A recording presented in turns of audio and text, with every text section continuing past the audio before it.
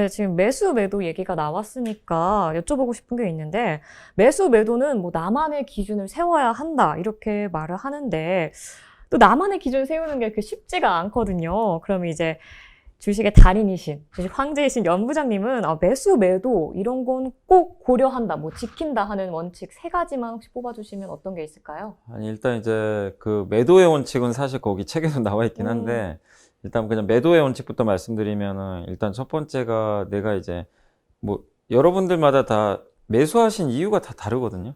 그러니까 내가 삼성전자를 사는 건 뭐 예를 들면 차트를 딱 봤더니 한 3% 정도 수익이 날 것 같아요. 그래서 들어가신 분도 계시고, 아니면 삼성전자 진짜 반도체도 좋고 너무 앞으로 돈을 많이 벌 것 같아서 장기 투자로 들어가신 분도 분명히 계실 거고, 이유가 각자 다 다릅니다. 근데 그 이유에 맞게 대응을 하시면 돼요. 그러니까 예를 들면 삼성전자를 내가 3% 수익을 내기 위해서 들어갔잖아요. 근데 진짜로 3% 수익이 났어요. 그러면 그분은 파는 게 맞아요. 예, 내가 산 이유가 명확하잖아요. 근데 삼성전자가 요새 증권사 리포트를 보니까 2022년까지 반도체 빅사이클이 온대더라. 근데 내가 그걸 한번 믿고 투자를 했어요. 그러면 빅사이클을 진짜 믿고 한번 가보는 거예요. 그게 어디까지 갈지 몰라요. 그래서 그런 분들은 만약에 삼성전자 8만 원에 샀는데 10만 원, 12만 원 가도 팔면 안 돼요.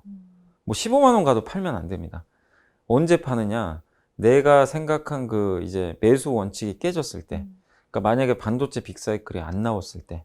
만약 나는 그걸 확인하고 그러니까 그걸 기대하고 내가 매수를 했는데 그게 반대로 빅사이클이 생각보다 안 나온 거예요. 그럼 그때는 그냥 팔아야 돼요. 내 아이디어가 틀렸기 때문에. 그래서 일단 첫 번째가 어쨌든 내가 생각한 그 매수의 그 기준이 있잖아요. 그게 훼손이 됐을 때 아니면 그게 실현이 됐을 때 그때는 한번 이제 매도를 하시면 좋을 것 같고, 두 번째가 이건 워런 버핏도 했던 얘기인데, 내가 지금 돈이 한정돼 있잖아요. 내가 5종목, 6종목을 갖고 있는데 나 지금 주식을 다 채워놔가지고 더 이상 돈이 없어요. 그런 경우에는 6개 종목이 만약에 있다고 치면 있는데 뭐 굉장히 좋은 기업도 있을 거고 뭐 본의 아니게 사가지고 또 물려서 좀 아픈 손가락도 분명히 있을 거고 이럴 텐데, 그런 경우에 고민이 될 거예요. 이걸 팔아야 되나 말아야 되나. 근데 그 상황에서 딱 봤더니만 너무 괜찮은 기업이 하나 딱 발굴이 된 거예요. 근데 내가 지금 가진 돈이 없어요. 그럴 때는 제일 못난 일 파시면 돼요. 아픈 손가락이지만 어쩔 수 없어요. 잘라내야 되고, 어제 냉정하지만 그 중에 많은 분들이 실수하는 게 6개나 5개를 딱 풀로 채워놨잖아요. 제일 좋은 걸 파세요. 왜냐면 그건 수익이 나 있거든요. 제일 아픈 거는 손실 나 있으니까 팔기가 싫어요. 근데 그런 분들이 되게 많으신데 그러지 마시고 제일 좋은 기업은 더 가는 경우가 많아요. 그렇기 때문에 항상 제일 마지막에 좀 아픈 손가락을 잘라셔가지고 더 좋은 기업이 발굴이 됐다면 교체하시면 돼요. 아니면 내가 뭐 예를 들면 2차 전지에서 정말 좋은 어떤 기업을 내가 가지고 있는데 공부를 해봤더니만 내가 가지고 있는 2차 전지 회사보다 이 회사가 더 좋아 보여요. 그럼 그래도 그때는 이걸 정리하고 교체하셔도 돼요. 그러니까 내가 생각한 것보다 훨씬 좋은 어떤 기업이 발굴이 됐을 때 교체를 하면 됩니다. 물론 교체를 했을 때 이 기업보다는 당연히 교체하는 기업이 훨씬 좋다라는 확신을 하셔야 되겠죠. 예, 그게 한 가지 있고, 그 다음에 이제 마지막으로는 이제 매크로라고 하는데 경제적인 어떤 이제 외부 충격이 왔을 때, 그러니까 2018년도에 2019년도 보면 그때 지금은 이제 트럼프 대통령이 당연히 없지만 당시에 트럼프 대통령이 했던 게 자고 일어나면 맨날 시진핑 주석하고 싸워요. 트위터로 싸우고 뭐 관세 부과한다 그러고, 그러니까 고래 싸움에 새우등 터진다고 우리 한국 기업들은 수출 비중이 가뜩이나 높은데, 그래 버리니까 한국에서 돈 잘 버는 기업들이 미국과 중국이 싸워서 수출이 안 되니까 타격을 엄청 받아버렸어요. 돈을 벌 수 있는데도. 그래서 이거는 기업들이 컨트롤 할 수 없는 거거든요. 어쩔 수가 없어요. 근데 이런 매크로 이슈가 터졌을 땐 방법이 없어요. 기업이 아무리 잘해도 이거 뚫고 나갈 방법은 다시 양국이 화해를 하든지 뭔가 좋은 분위기로 전환돼야 되는데 그게 안 됐던 거죠.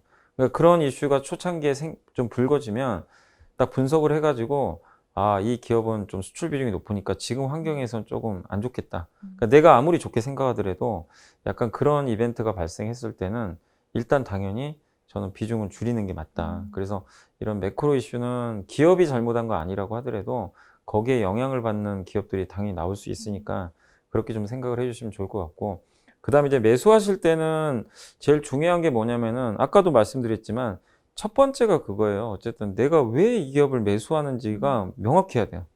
예. 그러니까 제일 안 좋은 건 누가 사라고 해서 하는 거는 진짜 아닌 것 같아요. 그건 자기 주관이 없어요. 그래서 누가 사라고 했어도 본인이 한 번 더 보세요. 그러니까 그냥 단지 누가 이거 사면 뭐 몇 배 간대더라. 이게 아니라 몇 배 가? 그럼 내가 한번 공부를 해볼까? 예. 그런 식으로 분석을 하시든지 아니면 나는 내가 트레이더예요.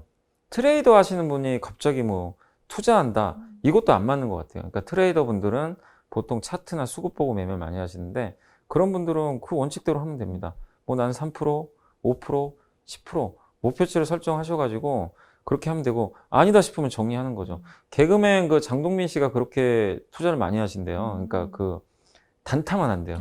다른 걸 안 하고 그때 TV 보니까 되게 짧게 매매를 하는데 수익률이 좋더라고요. 보니까. 예. 근데 그분 원칙이 뭐냐면은 무조건 그냥 한 5% 수익 나면 팔아버리고 5% 손해보면 팔아버려요. 그러니까 자기만의 원칙인 거죠. 근데 그분은 그게 원칙인 거예요. 자기만의. 그러니까 어쨌든 그 하나의 매수 원칙, 내가 이 기업을 왜 사야 되는지 그거를 명확하게 좀 설정을 하시고 좀 보시는 게 좋을 것 같고 두 번째는 이제 그런 원칙을 예를 들면 내가 뭐 LG화학이란 기업을 내가 뭐 일단 그 괜찮아 보여서 만약에 샀다면 그러니까 예를 들면 이제 이런 거죠. LG화학이 미국의 전기차 시장이 앞으로 성장할 것으로 믿고 그런 뉴스들이 되게 많이 나오거든요. 그러면 거기에 공장이 있으니까 이거 뭔가 큰 사이클이 한번 나올 것 같다. 그래서 이제 투자를 했어요. 그랬을 때는 이제 두 번째가 뭐냐면은 내가 과연 이제 이거를 매수를 했을 때 어디까지 갈 수 있을 것인가, 언제까지 보유를 할 거냐 이런 거에 대한 공부를 반드시 하셔야 됩니다. 예. 그러니까 본인이 이거는 누가 알려주는 게 아니라 본인이 갖고 있는 기업이잖아요. 근데 어쨌든 본인이 그러면 그 내용을 알고 투자를 하셔야 됩니다. 왜냐하면 그걸 모르는 순간 증시가 이렇게 2월, 3월처럼 흔들리는 장에서는요.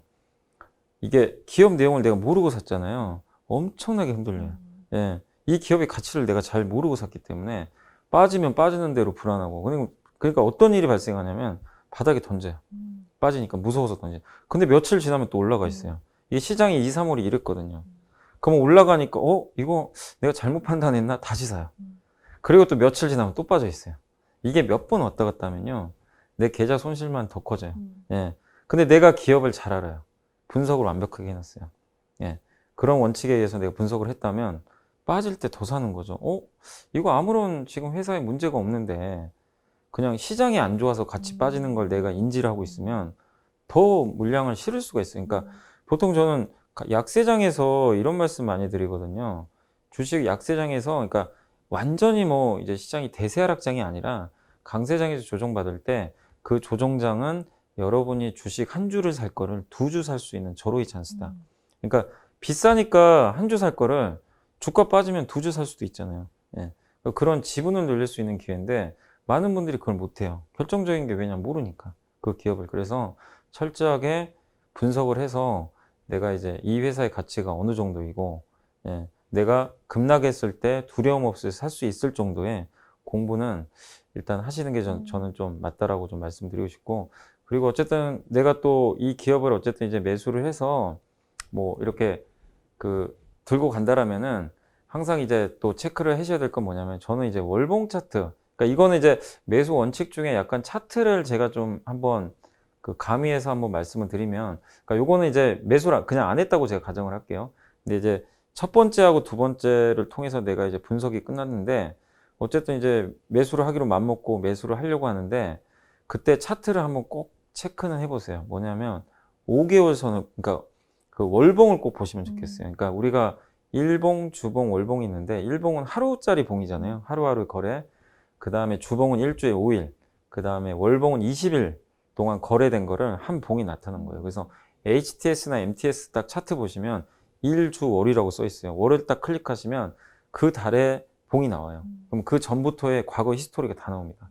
예. 근데 그걸 딱 보고 월봉을 보면 좋은 점이 뭐냐면 이 기업이 지금 많이 올랐구나. 아직도 바닥에 있네. 이걸 알 수가 있어요. 대표적으로 요즘에 보면 좀 올라가긴 했지만 조선회사들 보면요.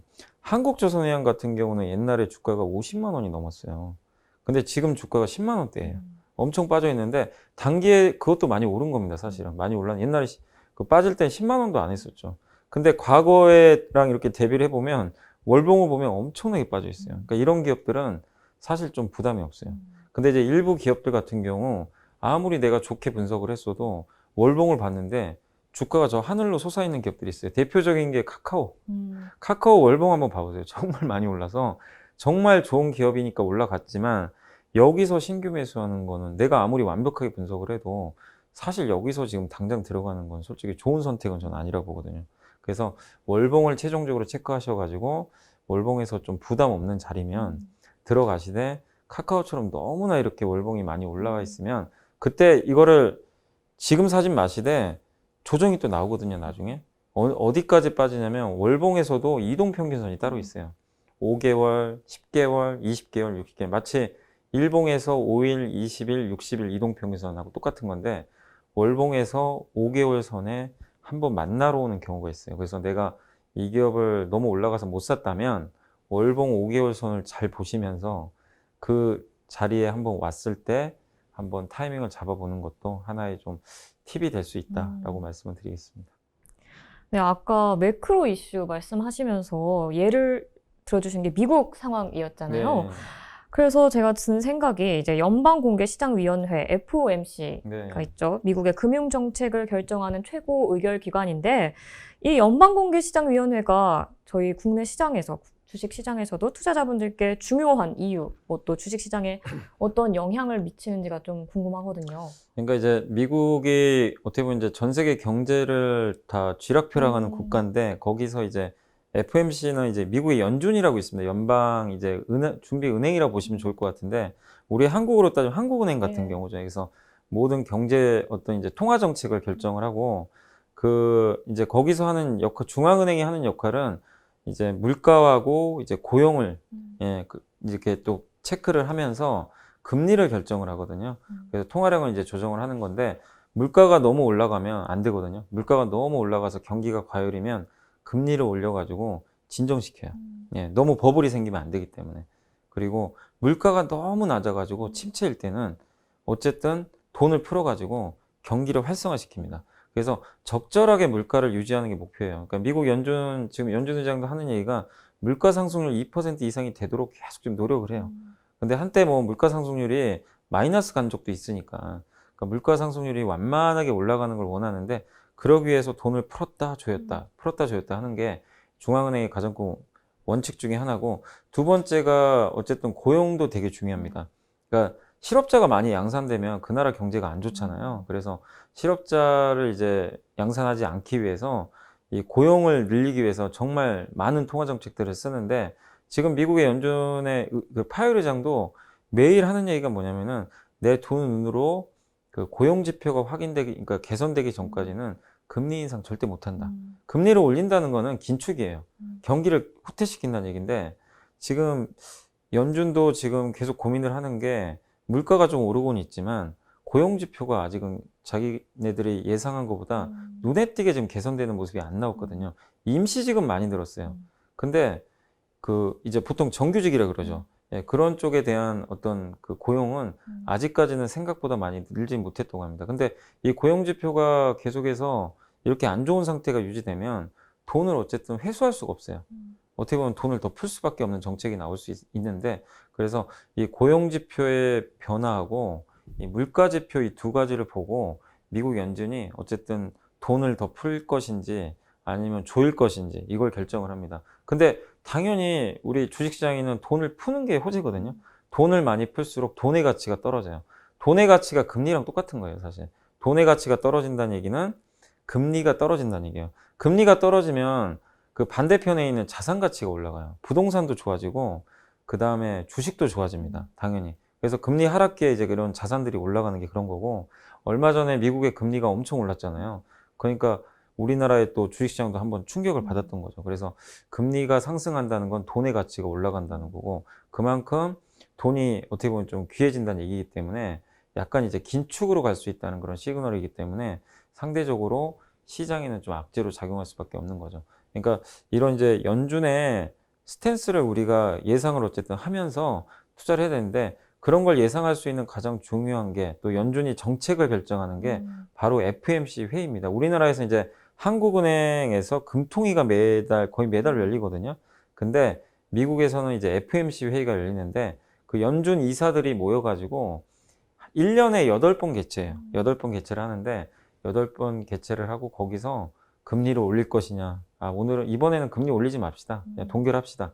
아니면 금리를 내립시다. 작년 코로나19 터지고 나서 미국 연준 의원들이 그냥 FOMC에서 금리 이제 제로로 바꾸고 돈을 왕창 풀어버렸어요. 이제 그렇게 또 결정을 한 건데 그런 통화 정책들을 그 회의에서 결정을 하는데 중요한 게 8번이라 그랬잖아요. 그 중에 3, 6, 9, 12가 제일 중요해요.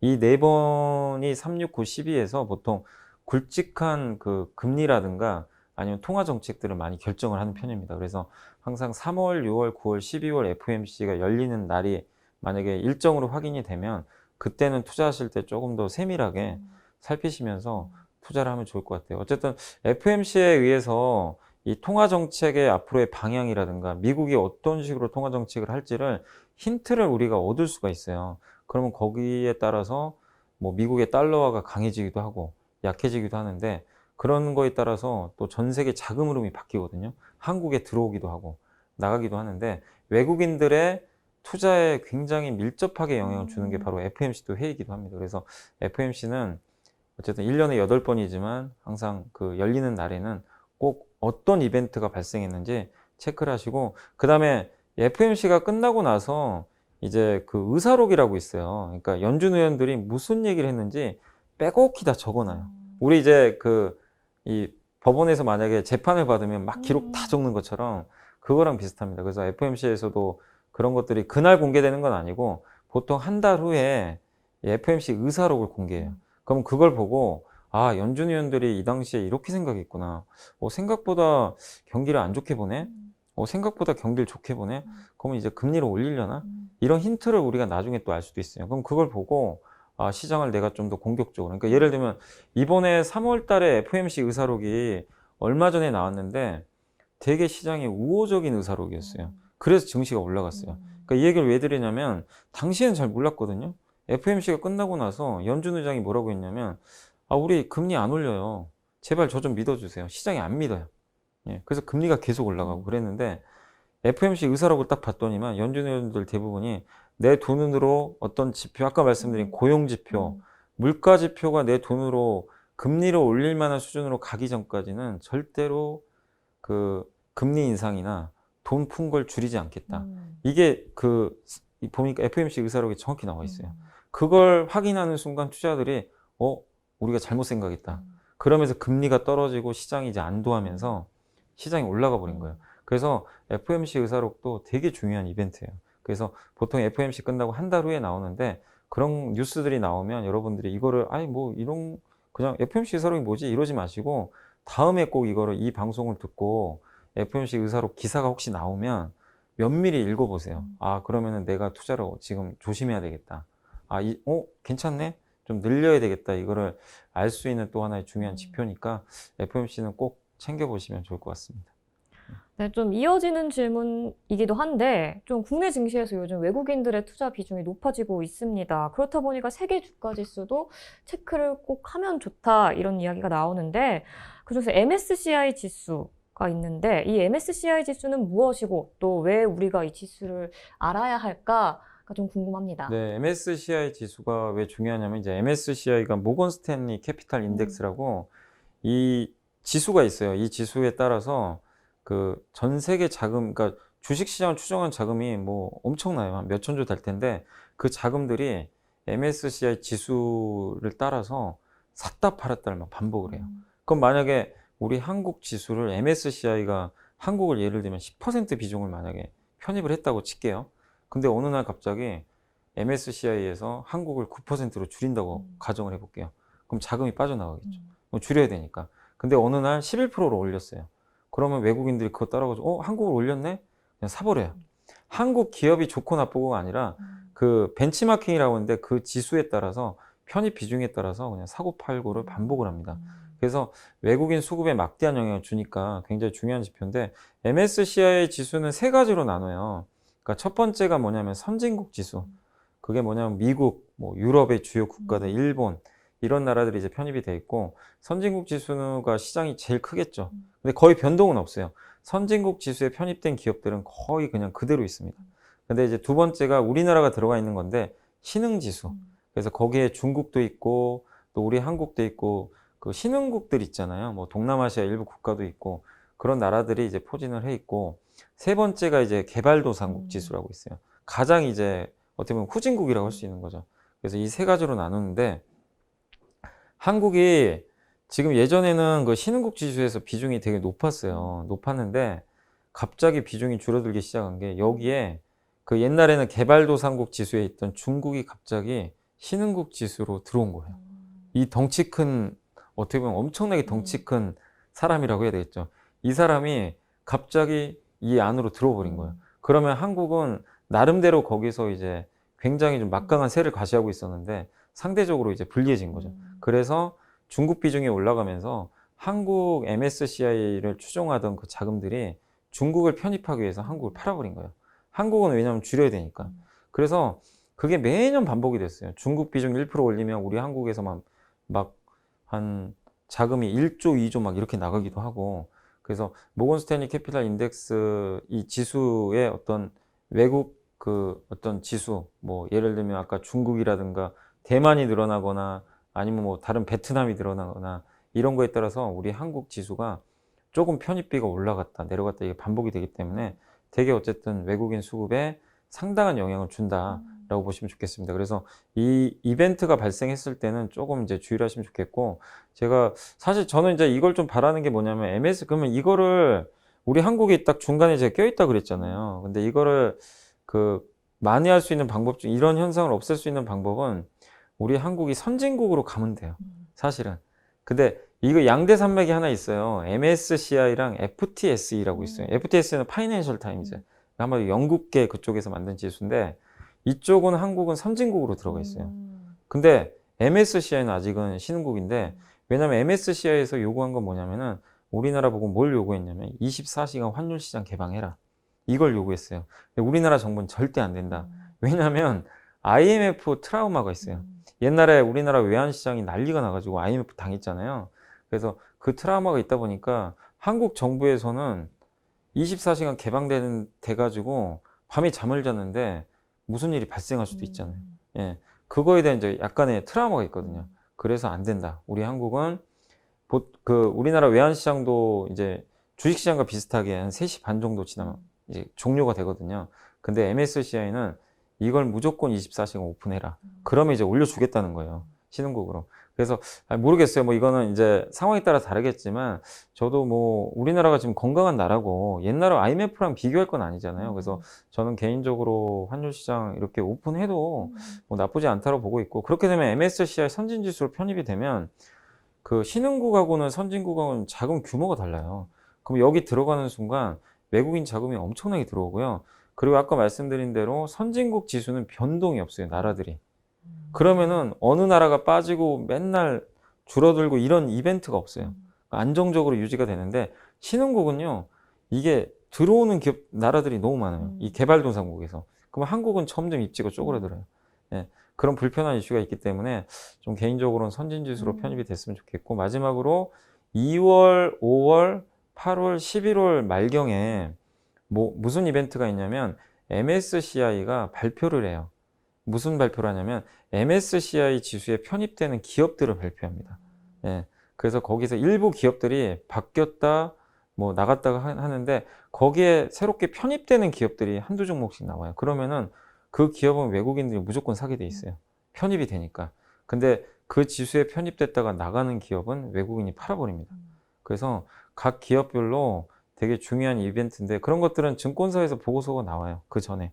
그래서 혹시라도 그런 보고서가 나와서 이번 달에 MSCI 지금 5월 달에 이제 얼마 안 남았으니까 혹시 5월 달에 MSCI 지수에 편입될 기업 목록이 나왔으면 그런 것들도 한번 기대를 해보시는 거 좋겠죠. 뭐 빅히트가 뭐 편입된다 안 된다 하이브로 바뀌었는데 그런 얘기도 좀 나오긴 하는데 그게 무조건 되는 건 아니에요. 근데 이제 애널리스트 추정을 하니까 한번 그런 기업들이 있으면은 그런 이벤트를 한번 이용해 보시는 것도 좋은 전략이 될 것 같습니다.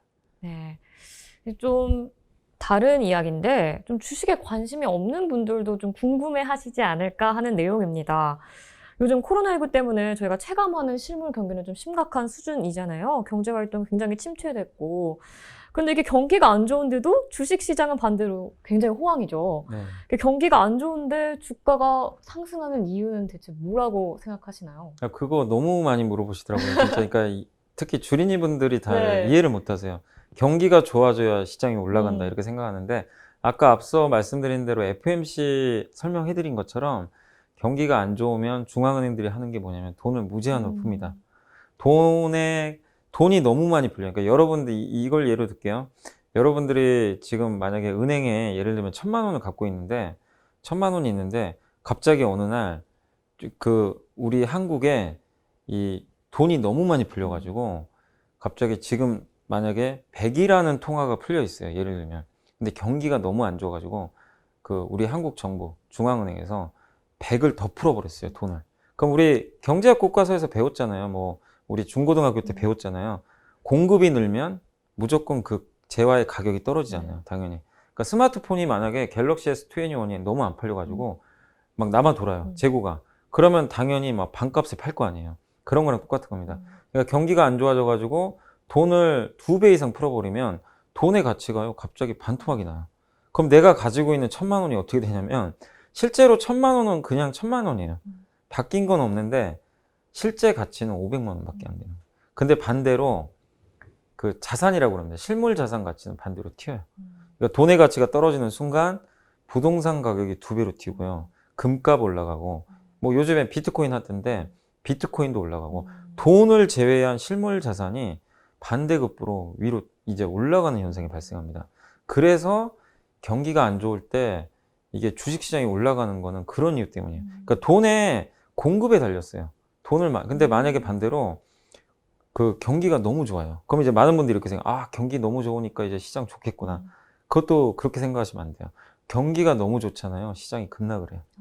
왜냐하면 너무 과열이면 아까 FOMC에서 말씀드린 중앙은행이 이거 버블 생길 수 있겠는데 돈을요 풀었던 걸 있죠. 100이 풀렸는데 갑자기 50을 회수해버려요. 그러면 어떻게 되죠? 돈의 공급이 줄죠.